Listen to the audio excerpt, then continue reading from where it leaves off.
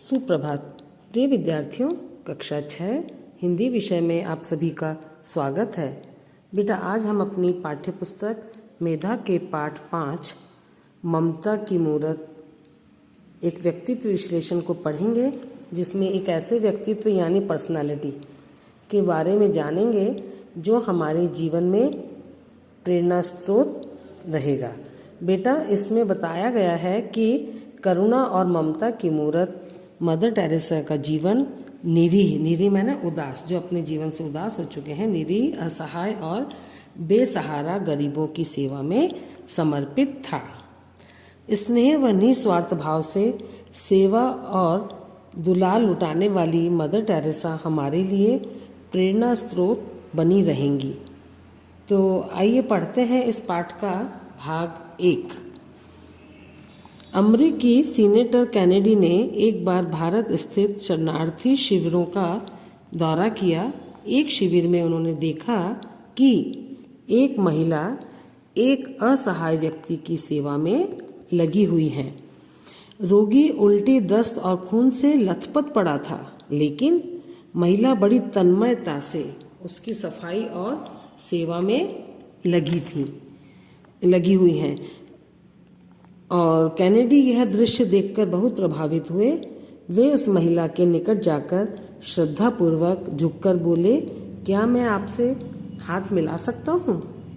America के रहने वाले सीनेटर कैनेडी जो है, एक बार भारत के शरणार्थी शिविरों में दौरा करने गए। उन्होंने वहाँ देखा कि एक असहाय व्यक्ति की सेवा में लगी हुई है एक महिला, और जो रोगी जो है वो उल्टी, दस्त और खून से लथपथ पड़ा है, और वो बड़ी तन्मयता से, बड़ी लगन से उसकी सेवा कर रही हैं। और ये चीज़ देख करके वे बहुत प्रभावित हुए और उन्होंने कहा, क्या मैं आपसे हाथ मिला सकता हूँ? वह महिला अपने हाथों को देखकर बोली, ओह अभी नहीं, अभी मेरे हाथ साफ नहीं हैं। कैनेडी ने भाव विवल होकर उनके हाथ अपने हाथों में ले लिए और कहा, नहीं नहीं, इन्हें गंदे कहकर इनका अपमान मत कीजिए, ये बहुत पवित्र हैं।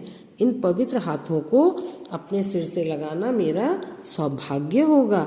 ये कहते हुए कैनेडी ने उनके हाथों को अपने सिर पर रख लिया। कैनेडी ने मदर टेरेसा के हाथों को अपने सिर पर रख लिया। क्यों?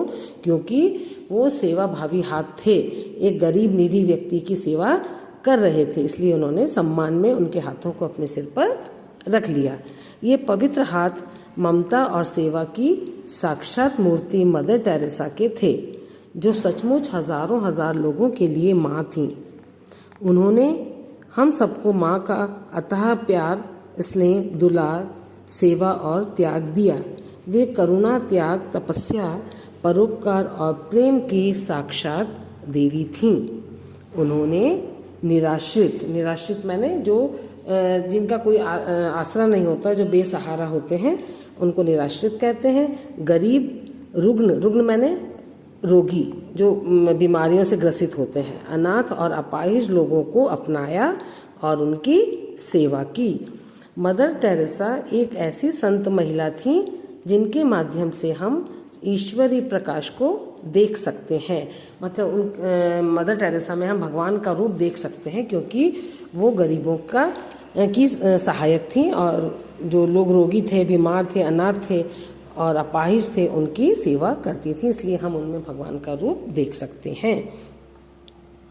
इस करुणा और ममता की साक्षात प्रतिमा मदर टेरेसा का जन्म 26 अगस्त 1910 को मैसिडोनिया देश के स्कॉप्जे नगर में हुआ।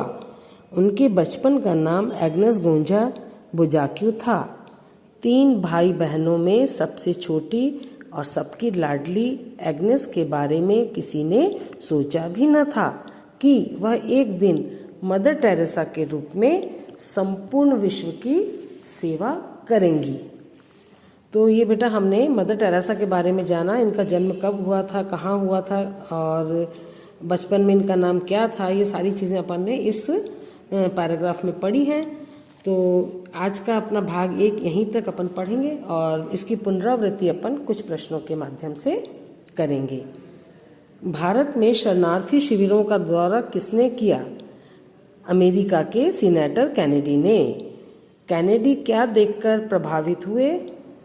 कैनेडी मदर टेरेसा को देखकर प्रभावित हुए। वे उल्टी, दस्त और खून से लथपथ रोगी की सेवा में बड़ी तन्मयता से लगी हुई थीं। कैनेडी ने अपने सिर पर किसका हाथ रखा? कैनेडी ने अपने सिर पर मदर टेरेसा का हाथ रखा। क्यों?